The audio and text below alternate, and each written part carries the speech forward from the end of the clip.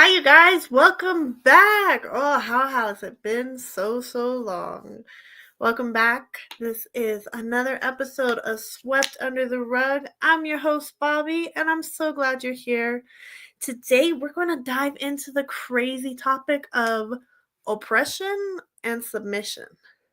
So, for a lot of people, these words are interchangeable, but I have some very bad news for you. They are not. They are not the same thing. They don't mean the same thing. They are two different things. Okay? Abuse, neglect, gaslighting, um, just anything you think of when you think of oppression, forcing you to do things, abuse in any kind of way, whether it be mental, physical, emotional, sexual, anything like that, that falls under the category of oppression. If you are in that kind of relationship, you are being oppressed. Okay? Oppression means to be forced or looked down upon due to something. You know what, you guys? We'll get the official definition of oppression, right? That way everybody understands the difference. Oppression literally means prolonged, cruel, or unjust treatment or control. Okay? So a lot of people think that because you submit to someone, you are automatically oppressed. But if you are in a submissive relationship, and I'm not talking about those weird things that people do, BDSM, we're not talking about that kind of submission, you nasties. I'm talking about where you are willing to allow someone to lead you because you know that they have your best interest in mind and in heart. Okay? So let's get into it. And as you guys know, I will not even start the podcast without inviting you guys on. So if you have either an oppressive story to tell or questions about it, jump on. If you have a submissive story to tell or questions on that, hop on, you guys. I would love to hear any stories you have. This podcast is not only about me, but about you. It's about those things that we don't want to talk to people about usually because everybody kind of wants to shy away. But we're not shying away here. Here is a safe place. You can talk about what you want, what you need to talk about, get answers to questions that you don't understand, and just get it off your chest. Just take it off. Let it release. So click the link below if you have anything that you want to add to this conversation. I would be so excited to have you guys on. So let's talk about this oppressive relationships, right? Oppressive relationships are where you allow someone for whatever reason, right? I'm not saying that anybody in an oppressive relationship is a bad person. I've been in oppressive relationships. It's hard.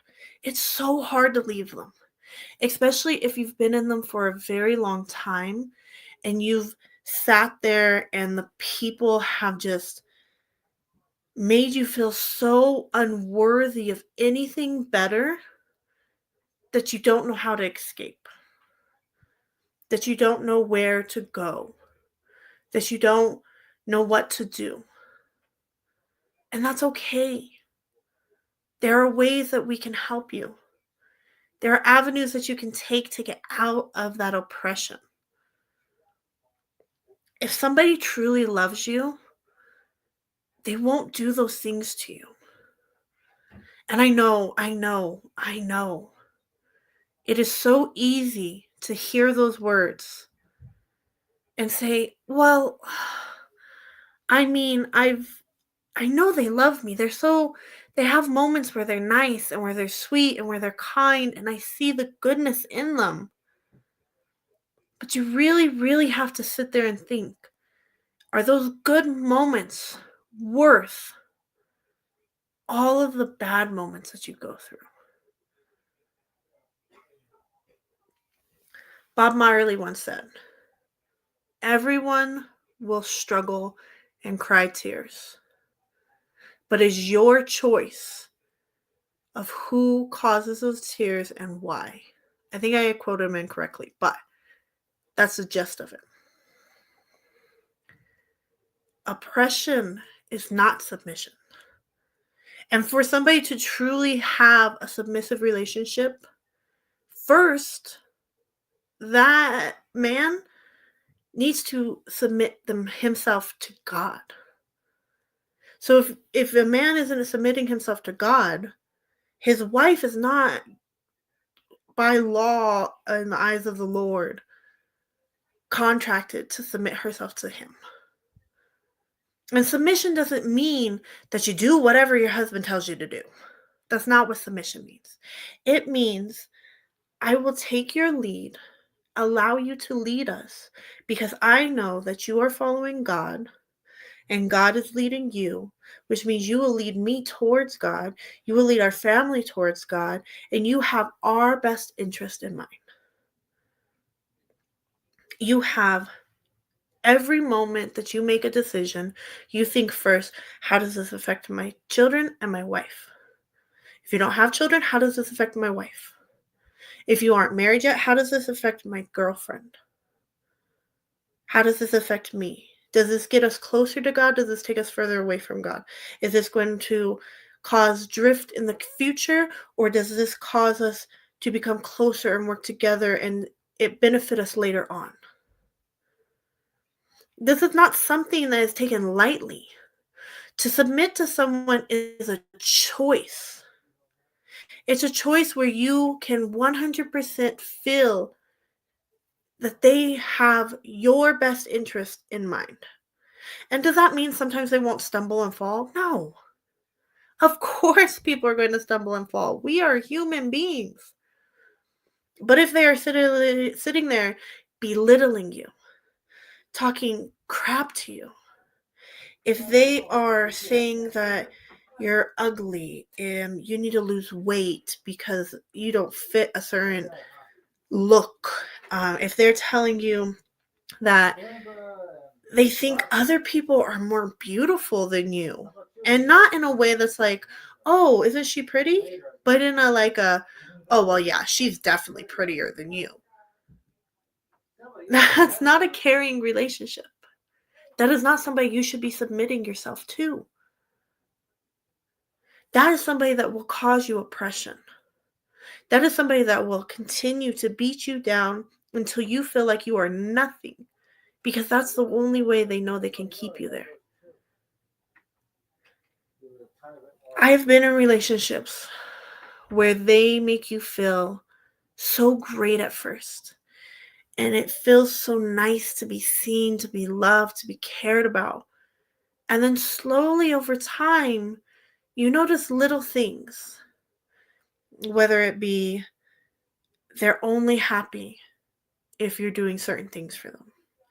They're only happy if things go a certain way. They don't allow you to have friends. They don't allow you to go places. They cut you off from family. They tell you you're not worthy. They tell you that nobody else will love you. How could anybody else love you?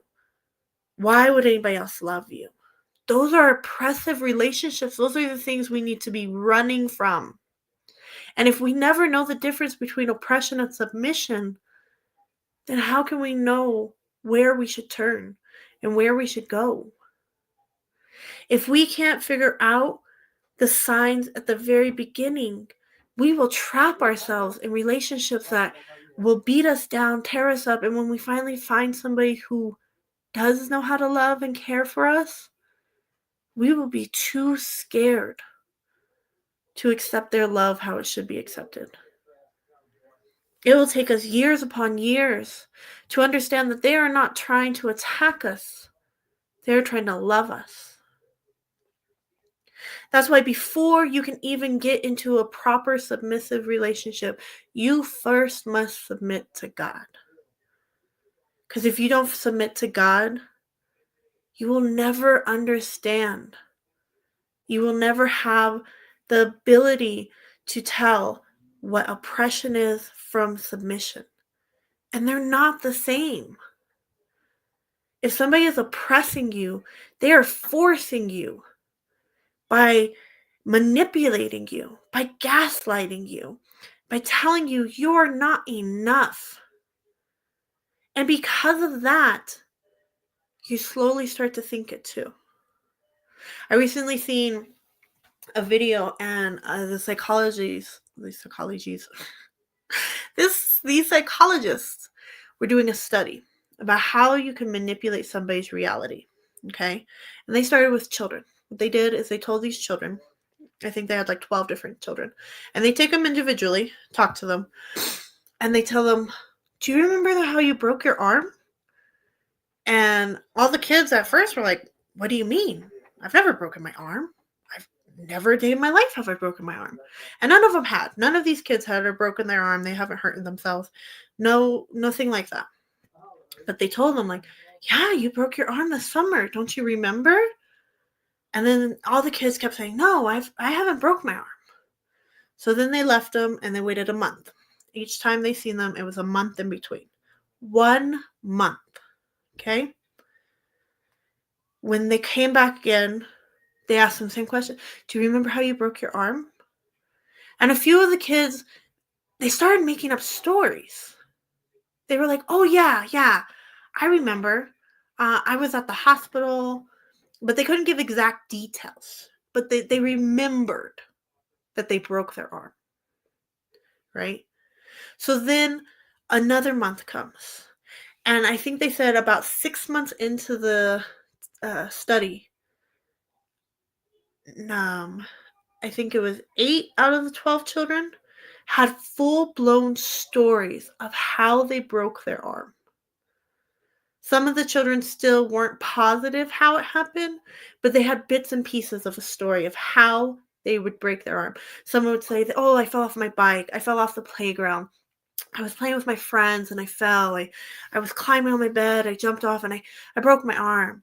But each one of them had convinced themselves that they had broken their arm just from hearing that they had broken their arm.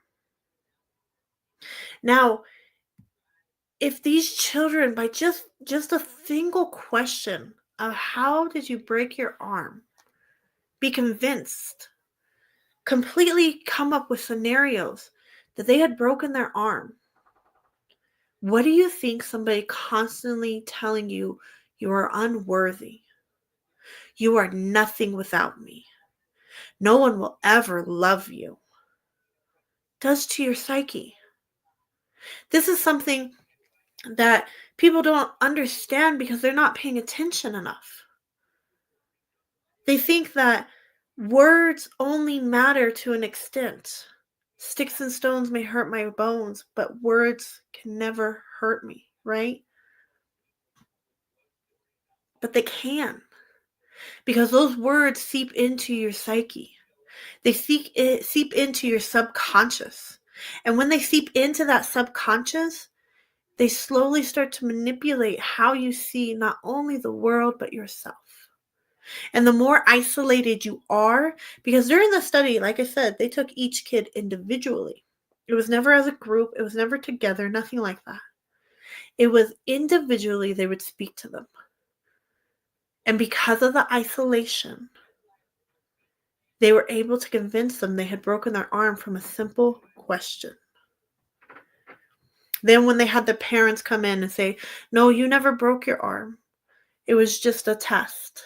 We were just trying to see something."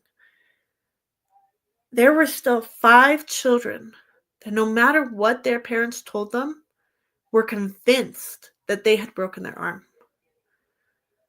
But none of them ever had. The things we say and the things we allow ourselves to hear and to take in affect us so deeply that that's why certain things are done certain ways. That's why advertisements are phrased certain ways. That's why movies have certain things in them. That's why they're said certain ways. That's why you shouldn't listen to certain things while you sleep, because it's not your conscious hearing, it is your subconscious, and it absorbs everything it hears. People who have tried to stop smoking or have tried to quit any kind of addiction, they're often told to listen. Hi, girly girl. They're often told to listen to tapes as they sleep. And it's not because the tape does anything in particular other than say what they want their brain to rewire. Because your subconscious controls everything. Your conscience barely controls anything. Have you ever driven somewhere and your brain is completely somewhere else? You're thinking about something completely different. You're going through a problem, a scenario in your head, and then all of a sudden you're at where you're supposed to be, and you stop and you think, like, how did I get here? I don't even remember driving here. What is going on? It's because you don't need your conscience to drive. That's a subconscious action. Your subconscious takes over and makes it where you can drive while your conscious is busy doing something else. How insane is that? So when we allow people to come into our lives and we allow them to bully us, we allow them to beat us down, we allow them to control who we see, where we go, what we do, we are teaching our subconscious mind that we cannot function without these people. And that's oppression. The difference with that and submission is I choose to ask my husband things.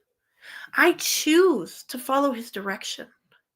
I choose to decide whether what he said is beneficial for me, my mental health, my physical health, and my children, along with him. And the biggest difference between oppression and submission is if you try to correct somebody that's oppressing you, they will tell you no. They will get mean. Sometimes they get violent. They start gaslighting you. All because you said no. If you're in a submissive relation, a true submissive relationship, and you say no, it's okay. Because you are still a person that has the ability to think for themselves. You are still a person that has the ability to understand, I don't have to do that. But my partner will still love me. My husband still loves me when I tell him, no, sorry, babe, I actually am not going to do that. But 9 times out of 10, I will follow him. Because I know he's following God. And I know that even though he stumbles sometimes and he struggles, that when he makes decisions for me and our children, he is taking in account what is best for us. Oh, I love you too, girly girl. You're so sweet. I know those things. And if he ever tries to lead us away from God, if he ever tries to lead us into a path that is not great, those are moments I'm like, no, sorry, we can't. And we won't. And he takes that criticism. Does he take it well all the time? Goodness, no. My husband's a brat sometimes. But it's okay, because I know I'm a brat too. A lot of the time. I have my flaws. I'm not perfect, but no one is. But we must first understand that in a submissive relationship, you are willing to do this. You are doing it because it benefits both of you. You are doing it because you understand that you can say no. In an oppressive relationship, you can't say no. You say no and the whole world explodes. You say no and violence happens. Name calling happens. Crap talking happens. Sometimes you get hurt. All of a sudden things are lost. all of a sudden you go from what felt like comfort and happiness to despair, darkness, fear, intimidation. If those are the things that you're okay, girly, I love you. If those are the things that you're experiencing, you are in an oppressive relationship. You are not in a submissive relationship. And if your partner does not even know who God is, don't submit. Don't submit because they're not submitted to the only person that can lead you to where you need to go. They're the only person that can lead you to the path that you should be on. God wants you to submit to Him and to your husband. He doesn't want you to follow somebody that only thinks of themselves, that only does things to benefit themselves. And if you have any questions or you would just want to share your story, I dropped the link, y'all. Come on, let's do this. I'd love to hear any story, whether it's an oppressive relationship you've been in or that you're currently struggling with right now. Or if you found that submissive relationship and you just understand finally that oppression and submission are not the same. That they're not equal. That they don't mean the same thing. I know I have personally been in a relationship where I was oppressed in a physical way and a mental way. I was constantly told I wasn't good enough. I was called names. I was told I wasn't pretty enough. I was forced to do acts that I didn't want to do. And I did it because I wanted to be loved. And that's the hardest thing when you're in an oppressive relationship. It's not that you enjoy the oppression, but sometimes you just want love. You want to feel like somebody cares about you. You want to feel like somebody loves you and wants you. And because of that, you're willing to do whatever it takes to make that other person happy. But in those moments, you completely forget about yourself. And this doesn't just have to be in a romantic setting, right? You can be oppressed by your parents. You can be oppressed by coworkers. You can be oppressed by friends. You can be oppressed in so many different situations. And it's scary because we mix up oppression with submission because society has made them equal when they're not equal. They're completely opposites. But we confuse our brain and we tell our brain, I must submit to do what they tell me to do because that's the only way that they will love me. But I'm not submitting to them. I'm allowing them to control me. I'm saying I'm not worthy of anything except what they're giving me. And often we accept what we think we deserve. So when you get to the point that you allow yourself to be in an oppressive relationship, whether it be with friends, whether it be with family, whether it be with coworkers, wherever it is romantic, you have gotten to a point that you believe that's all you deserve. And that's where you're wrong. You deserve so much more and so much greater.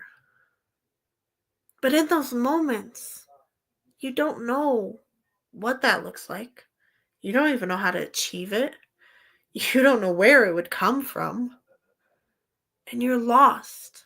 And this is the only love. This is the only attention. This is the only way that you're able to feel like you matter. And because of that, you stay. You say, it'll get better one day. I can fix it. I know I can. If I just do this and this and this better, I know it'll get better. This person will start treating me better. This person will start treating me like how they treat other people. I see how they treat other people. How they treat other people is great, and I would love that treatment. I just have to figure out what I'm doing wrong. And it's always you in the wrong. It's never them. And that's where you have to stop. And I don't think I'm telling you it'll be the easiest thing in the world, because it's not. I barely learned how to set boundaries, how to enforce said boundaries, how to acknowledge that I am worth something. And my worth doesn't come from another person. But the only way that I got there was because I truly, truly had a relationship with God finally. It wasn't a hit and miss, a back and forth, a hey, I'm here, or wait, I'm gone. Oh, maybe tomorrow we can hang out, or maybe the next week. I was no longer putting God in the position of oppression. And I finally allowed myself to submit to him. And it sounds so silly when you say it out loud that you are able to oppress God, because, oh my goodness, it's God. Come on, how can you oppress somebody that's greater than you? But we treat him, and we treat our relationship with him as though he is an oppressed being. We put him in a box, and we say, I only need you in these circumstances. I only want you in these circumstances. And because we do that, we open ourselves up for the exact same treatment. And it makes God so sad. It makes God weep. Because he doesn't want that. He doesn't want us to go through that. He doesn't want us to ever have to deal with that. But we say, we know better. And because we know better, we must be right. Yeah. Did I ruin your video? No, I'm live. You're live? Mm-hmm. Hold on just a sec, y'all.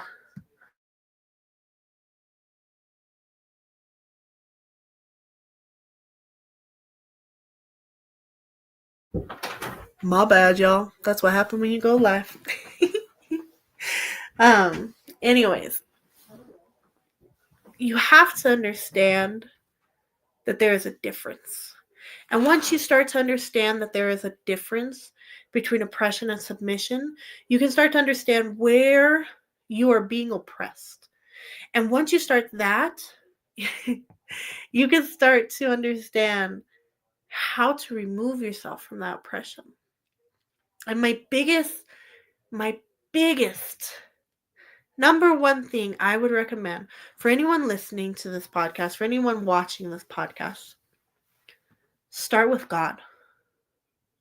Find God. And I don't mean the little here and there. Hold on, y'all. My hip started to hurt. My bad. I don't mean like a dollar store God, okay? And by a dollar store God, I mean that God that you're like, oh, hey, I know him. Yeah. I see him Sunday, sometimes on Wednesday. I mean, every now and then I'll get like a Bible verse on my feed on Instagram, YouTube, Twitter, TikTok. So yeah, me and God real tight. No, that's a dollar store God. Okay? You got a dollar store relationship with God. Right there. You need to have what is those high end? Like a Gucci, Prada kind of relationship with God, where you're so excited every day to be able to go in and talk with him, where you get up every day and you're like, oh, God just dropped some new knowledge up on my heart. Ooh, God told me that I could tell him anything. Ooh, I'm about to go tell him this thing. Where you wake up and you're so excited to be alive because you know that you get to tell everybody else about God, that's the kind of relationship you need to find with him.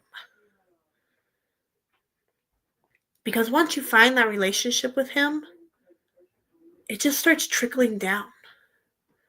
And that oppression that you're having by that person that says they care, says they love you, says they want to be with you forever and they could never be with anybody else, but they're over here cheating, lying, doing all these things out here in the club, jumping from place to place. You start to realize that that's not what I want. That doesn't make me feel loved. I deserve better. And when you start to see that, that's when you can start to remove yourself. And once you start to remove yourself emotionally, it's a billion times easier to remove yourself physically. Now, for any of you that are out there that are being physically abused and you are scared, there are resources. And I will make sure that any resource that I can find, I will link in the description below. Because there are ways out. And I promise you, God doesn't want you where you are. God never meant for you to be in that situation. Don't stay. I know it's hard and I know it's scary, but don't stay. Find your closest resource center and seek help because it matters, because you matter, because you are worth more than what that person is telling you you are worth. You are worth more than them hitting you, than them screaming at you, than them telling you you are nothing day in and day out, no matter what you do and how hard you try. You are worth more. And I know they have told you that you are worth nothing and no one cares, but it's a lie. And if they know if you figure out that it is a lie, that they'll lose you, and that's why they keep telling you that lie. So please seek help. I will make sure I have things in my description that you can use to seek help. And if that's the only way you can find help, I know God will lead you to it. Because he wants the best for you. He didn't create you to be in that situation. Oppression was never part of the plan. And that's why we must learn the difference between the oppression and submission. Because it matters. It matters so, so much. But because we live in a world where they just mingled it all together, it's become so hard to understand and to actually want to submit. But if you find the right person, submitting, it's a unity thing. It's not two individuals where one is above the other. No, it's side by side, coming together to work for the better, to continue on a path that God meant for you to be on. And when you find that person and they're willing to submit to God and you're willing to submit to them because you know they submit to God and you are already submitted yourself to God, it's phenomenal. It's hard. Don't ever think it's not hard, okay? Everything's hard, okay? We live in a crappy world. But it's a little less hard than being by yourself. It's a little less hard than being on the road blindfolded. And when you are oppressed, you are blindfolded, your ears are taped, your mouth is taped, and your hands are bound. Maybe you got a foot out and you're hopping along. But let me tell you, that hopping along, there's a billion rocks in front of you. Maybe some glass too. And as long as you stay oppressed, the stumbling blocks get worse. And those cuts that you feel on the inside, they get deeper and deeper and deeper. And they take longer and longer to heal. I appreciate yous. Hi, Shauna. I see you over there. I see you. It's so difficult to truly understand oppression versus submission. And it's only difficult because how society is. If we go back, it's like 70 years now? Oh, good golly. To the 50s, submission was much, much easier to understand back then. Was it still very incorrect? Oh, yeah. Yeah. Because that submission was a more of authoritarian submission. And an authoritarian submission is not what we need. No one is above anybody. We all on the same plane. The difference is this person is held responsible for guiding this person.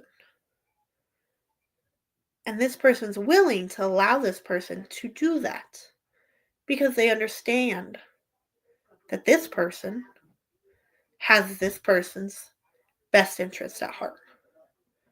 It's never just this person that gains, why this person just slowly trickles back down.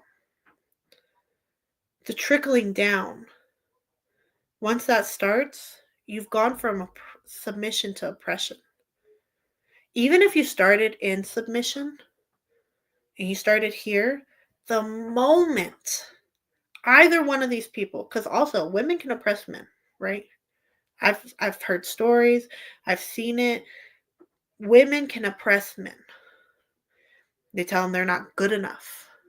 They tell them they're failures. They tell them that they'll never succeed. The only reason they are where they are is because of her. Women can be just as manipulative as men. So don't think that this is just a one-sided, only a man can do it. No. A woman can do it too. Women do it to their friends often, right? Let's be honest. Especially if we go back to like middle school, high school. We all know we had that one friend that was super good at oppressing people, right? They always had to be the best at everything. They always had to be at the top. They always had to be either the prettiest or the smartest or the fastest or the coolest or whatever, right? And there was always that one person that really was only with the group because the group needed somebody to pick on. But that person really wanted to be part of the group because that group was cool and that group was like whatever. I'm old, so I was about to say hip. So that person allowed the picking on to happen. And that person was the person being oppressed. And at least one of those other people were the oppressor. Those other people may have not been an oppressor necessarily, but they were a bystander. And if you sit by and watch somebody be oppressed and you willingly allow that person to be oppressed and say absolutely nothing to nobody, you are also the problem. I'll say it louder. You are also the problem. I don't remember who said it, but they said evil can only survive and be prosperous when good men do nothing. So if you are sitting there watching somebody be oppressed and you do nothing about it, you're the problem. If you are sitting there and a family member comes to your house, you see bruises. You can clearly tell that their mental state is worse than what it was the last time you seen them, and you can pinpoint where it came from, and you do nothing. You are the problem. You are contributing to their oppression because you are doing nothing to save them. Now, those people who are like, yeah, I've tried to talk to them. I told them they need to leave. I told them this. You are slightly the problem. Because are you giving them a way out? Are you giving them the right tools? Or are you just talking at them? Because you can talk at somebody all day long. You could tell somebody all day long, yeah, you should do this and you should do that. And I don't know why you do this. But did you stop? Did you look in their shoes? Did you take a moment to see what they see? Did you take a moment to ask them why and then listen? Not just ask why and then fill your head with all these things that you want to tell them about this other person, but actually stop and hear them out of why they think they should stay, and then try to help them understand why they should leave. Did you provide a safe space away from that person? Did you ensure that when somebody told you that somebody was hurting them, that you didn't just shrug it off? Did you listen to that child that told you they're uncomfortable around so and so? Or did you ignore it? Now, there are people out there that no matter how much you tell them and how much you try to help them and how much you try, they are so lost in the oppression that they just can't figure it out. And you know what you do for those people? You pray.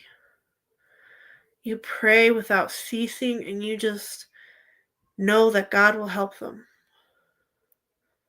Because you can't help everyone. That's not our job. But you have to try. Because if you don't try, you fail. And once you stop trying is once you start failing. Right, is when you start failing. Some people don't want to leave their abuser. When I was a child, me and my mom, me and my siblings were abused. Yeah. Yeah, because he paid for bills and he paid for drugs. And she's seen that she could not do anything because she convinced herself that she needed those things first off and that he was the only way that she could get them. And I know. That's the worst thing about when kids are involved in an oppressive relationship, because a child will see the oppression before the oppressed, whether it be the mom or the dad. The child will see it. You're fine, bug. The child will realize it and notice it and beg the parent to leave, beg the parent to care enough to want to leave. This is my tiny person right here, y'all. Mama, don't say that. Well, they could see you. I always pray that she'll never end up in that kind of relationship, y'all. I get terrified. Hold on just a second, y'all. My bad. What's up, bud?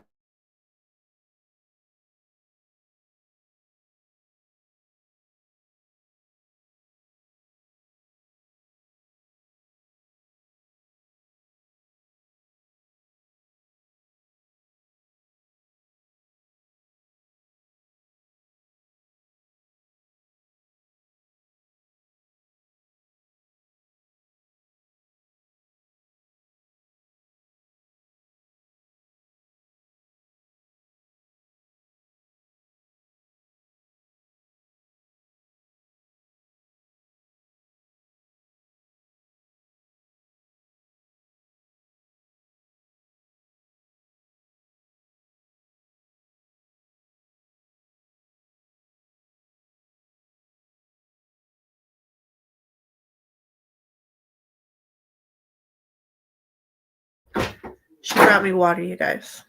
My daughter's so sweet. I love her so much. It's so hard when kids are involved because you also go through the, if I leave and I can't take them, will the oppressor do worse to them? But I promise you, there are ways to get out. And you deserve so much better. Your children deserve so much better. And you should never stay because you don't think you can do it. Because I promise you, you can. It's going to be hard. It's going to be difficult. Sometimes it's going to be difficult for a very long time. Those scars that you feel, they're going to take a very long time to heal, and they may never truly heal. But staying will ensure that they never heal. Staying will ensure that it'll never get better. Because no matter how much you convince yourself it will, it won't. Because if they wanted to, they would. And some people, it just takes leaving. Some people, they don't truly understand what they're doing. And it's because they came from oppression. 9 times out of 10, somebody that oppresses somebody else came from somebody that oppressed them. And they don't understand how not to oppress somebody else because they never saw the flaw in it. And if they did see the flaw, it was beaten out of them slowly but surely. And because of that, they don't see what's wrong. So they do it to someone else. And then that person does it to somebody else. And it's a constant snowball. It's a domino of a generation of people that are oppressive. It doesn't just come naturally. You aren't born into like, oh, I'm going to be a horrible person, right? No. Children are so sweet when they're first born. Are they little stink butts sometimes? For sure. But what do you do in those moments? How do you change? How do you address it? Do you tell the boy that's picking on the girl, oh, you're doing that because you like him? Do you tell the girl that's being picked on by the boy, he's only doing that because he likes you? Did you know that girl will grow up thinking that it's okay to be beat on because they like them? Do you understand drilling it into their mind when they're young that it's okay to pick on somebody because they like them? Later on in life, they can develop physical abuse tendencies and they start beating the person they like.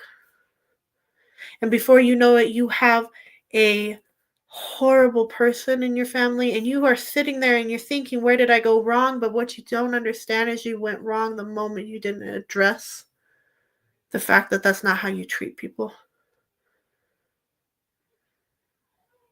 What you didn't understand is you created somebody to oppress somebody else because you yourself allowed others to oppress you or you oppressed them. You didn't listen to them when they told you they didn't like something. You didn't listen to them when they told you they were uncomfortable around somebody. You listened to yourself and what made you happy and you forgot to think about them. Because oppression starts when you are young. And how it is addressed and how you take it in and what you get from it and how you take that and change it is what tells you whether you will be an oppressor, whether you will allow somebody to oppress you, or whether you will fight back against it all. Because submission is not oppression. And if you submit does not mean that you will be oppressed. Because we are to submit to God Why? Because he wholeheartedly, with no doubt, in any kind of which way, has the best plan for us.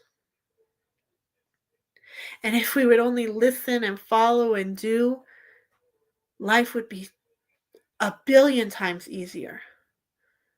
But what we do is we listen, we kind of follow, we do a little bit of stuff. Oh, wait, I like this more.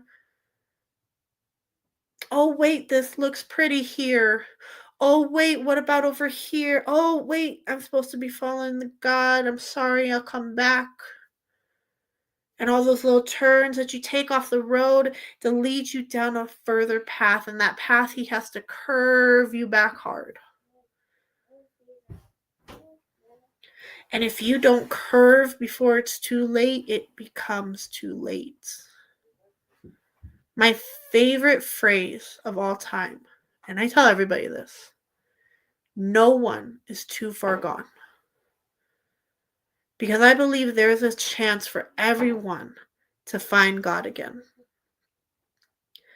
Now, the moment you decide that you never want him, that he can never ever help you, and you drill it into your brain so hard that you go to the grave like that. Love you, Mom. Love you. That is when you fall into the too far gone. God wants so much better for you. He wants you to learn what true submission is and what true submission can do for you. Because it is a blessing. Do you know how happy I get that I am able to allow my husband to do certain things? That I don't have to mentally carry certain things?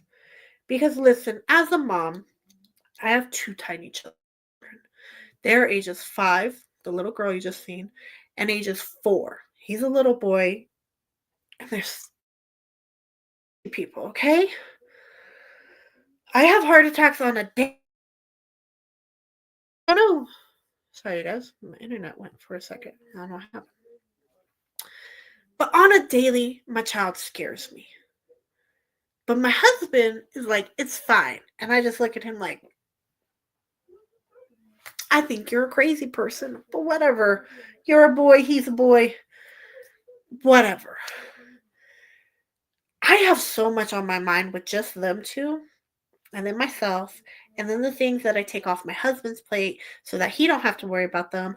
I jumble it all together. And I get annoyed sometimes. I'm not going to lie. I do. But it's okay. Because the bigger picture things, such as where's the money coming from? Where are we going to be in the next year? What is the plan to get us closer to God? I don't stress about those things. Do I think about them? Of course. Because I'm here to assist my husband along our path, along our journey. But I'm not sitting here stressing, saying, I have to figure out work. I have to figure out money. I'm a stay-at-home mom. I'm very blessed that way. Do I wish I had more money certain times? For sure. Why? Because there are certain things I would like. They're not here yet. That's fine. Why? Because I also know that God has a plan and he's building something and I see it. I see it. I just got to figure out the in-betweens. And there's a lot of times I'm like, God, show me the in-betweens. And he's like, no, just walk with me. It'll be fine. And that's what I do with my husband. I walk with him because I know it'll be fine. When we go out in public, you guys, so if I go out in public by myself, especially with my children, I'm on alert. I'm like, who, where, what's happening, what's around me, who? I'd be like, mom mode, right? If my husband's with us, I'm like, la la la la la la la. Ooh, look, that's pretty. Ooh, look at that. I don't care. Why? Because my husband's on alert. That's his job in that moment. And I love that. Because even though it doesn't feel like a lot, it's a weight lifted that I don't have to worry about.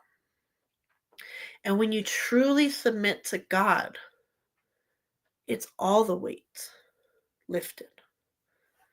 And if you just follow him and listen and do what he says, that's the hardest part, that weight just is held.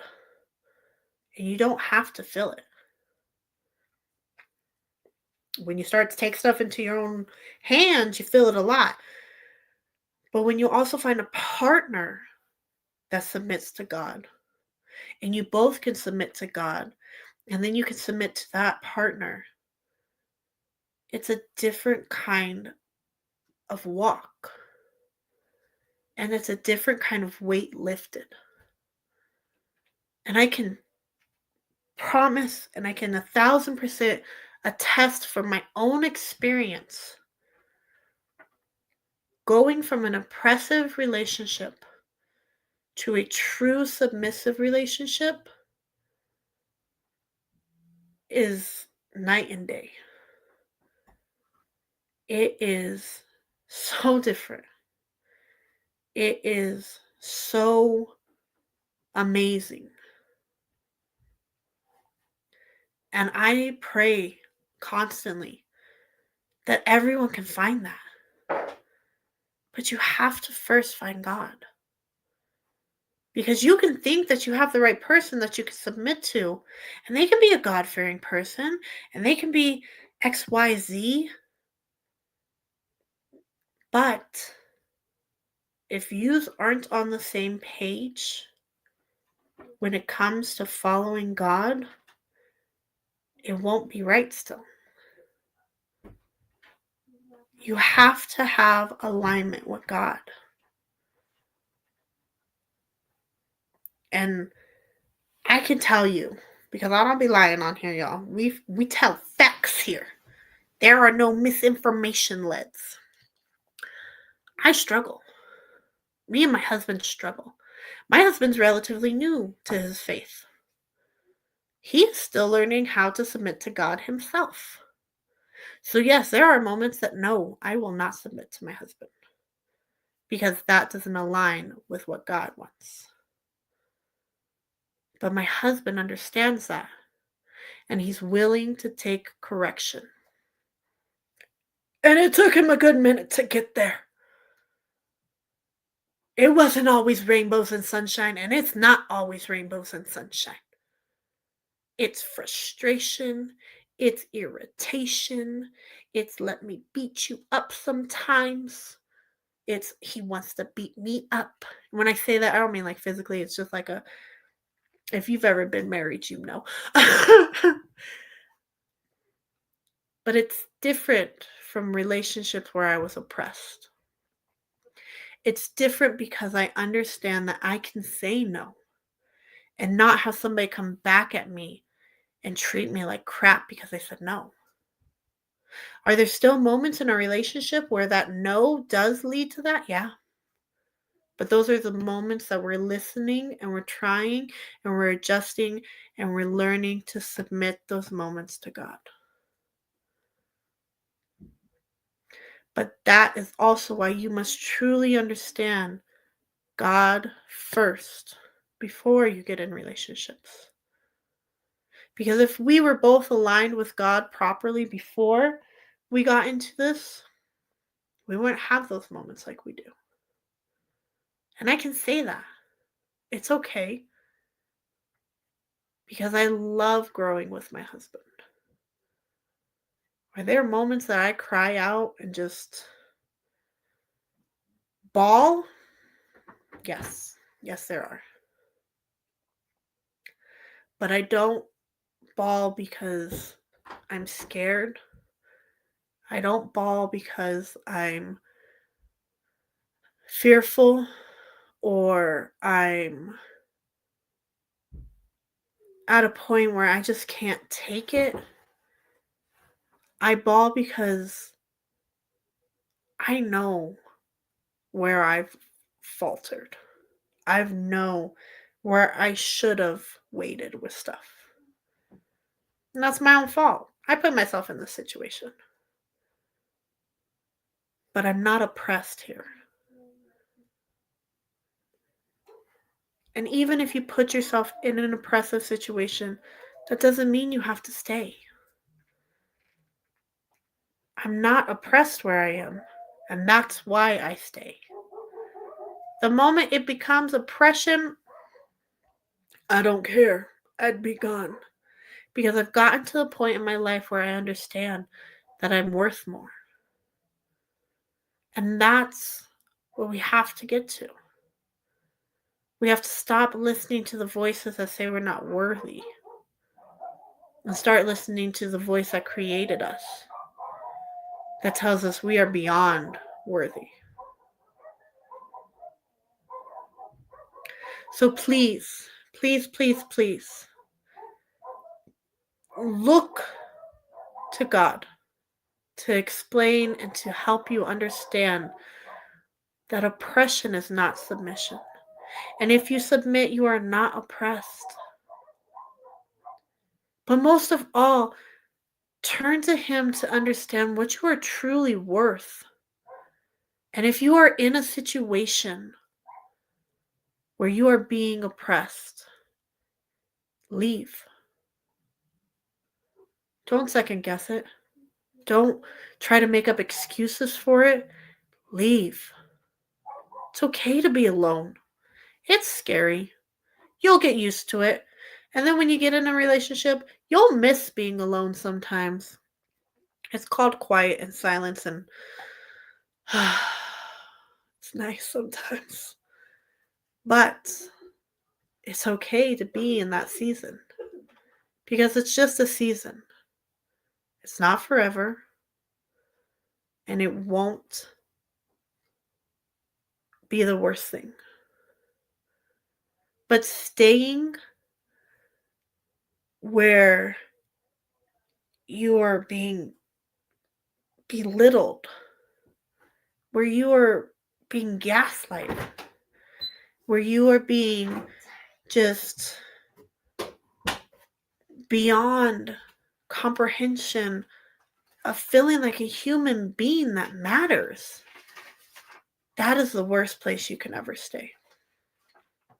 And if you are scared and you are worried and you just have no idea how to escape it, or you have little ones and you're terrified for them if you do escape, wondering what the backlash will be, please seek help. There are people that want to help you, truly want to help you. Not those weirdo people that want to help you for praise and glory and then do weird things. No.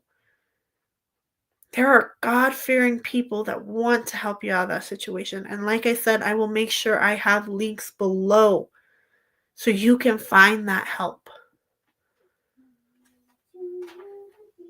But seek it. You were led to this episode for a reason. This is touching your heart for a reason.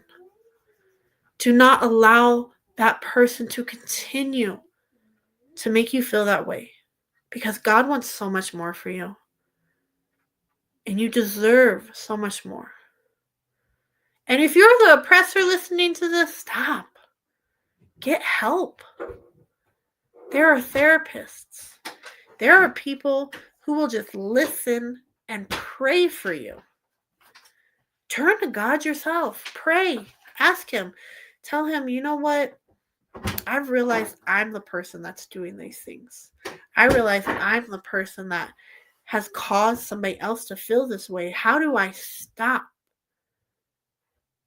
Because trust me, if you say those words,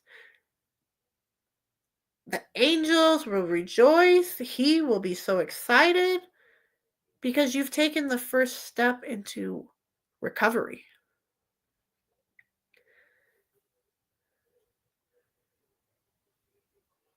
Words matter. Actions matter. Allowing someone to belittle you, to treat you like you are worse than the dirt that the earth is made of matters. And you deserve so much better. You deserve so much more. So please start to believe that you're worth something. You're worth being loved and cared for. Let's see what Miss Angie Ann said over here. I have no clue as to what a healthy relationship looks like. I believe that it's one of the reasons I don't date. Plus, I have trust issues. It wouldn't be fair for the next guy when I'm not healed from my ex-husband, who was a huge narcissist. I understand, girly. At the same time, though, you have to let God heal you. You have to allow God in and accept that you deserve to be healed from that. And understand that there are people out there that are trustworthy, that do deserve the ability to show you what love is, to show you the love that God has already showed you. I know that you know what love is because I know that you know how God loves you. I think it's more of fear that you'll falter and you won't make a good decision again. And all of us have those fears, especially when we leave relationships like that. I know I did. And it was so hard to allow a true relationship to happen. And that's why I stumble in my relationships. That's why we still have our moments of frustration, irritation, of, "Ugh." But I also didn't give God the time to do what he needed to do. I didn't follow and listen to him and allow him to lead. I wasn't being submissive to the Lord. And because I didn't submit to the Lord properly, I didn't allow him to lead me to where he wanted me to be. I didn't allow him to mold my husband into the person that I know he wants my husband to be and that he's molding him into now before I said, this is what we're going to do. So don't think just because you haven't found the person that you're supposed to be with yet that it won't happen. Because God has someone for you. And he will deliver him in due time. But my tiny people are outside the store and my little man trying to break in. So I am going to cut it there, y'all. But please, get nothing else out of my podcast tonight, y'all. If you get nothing out of this episode, remember these 3 things. Number 1, oppression is not submission. And if you submit, you will not be oppressed, okay? They are opposite things. Number 2, you are worthy of love, of happiness, of so much more than what that person is telling you. And I want you to start to talk to God about it. Just do it in your head. Don't even worry about saying things out loud. My best conversations with God all happen up in here. I don't say a single word. And I love it. And number 3, there is a way out. God will provide it. And you were led here for a reason. So please seek it out before the oppressor makes it where you can never leave. And know that I am always praying for you. Because no one deserves to be in that situation. Like I said, I will make sure there are links below that you can get help. I will make sure that it's on a national scale. That way, anyone in the United States can find that help. If you are in a different country seeking help, I will try to find some stuff. But I know there's stuff. I know there's ways. And if I can just help one person, I don't even need to ever know about it. But God is with you, and he never left you. nor will he ever leave you. So please turn to him and allow him to help you. I love you all, and I appreciate you staying with me. And I cannot wait to have next week's episode. We will be back on track, y'all. Wednesday night. It's going to be a special episode, you guys, okay? Because I told my daughter that she could do an episode with me. So it'll be me and my baby girl. I don't know what we're going to be talking about, but it should be fun, y'all. So I'll catch you next time. Have a good night. Love y'all. Bye.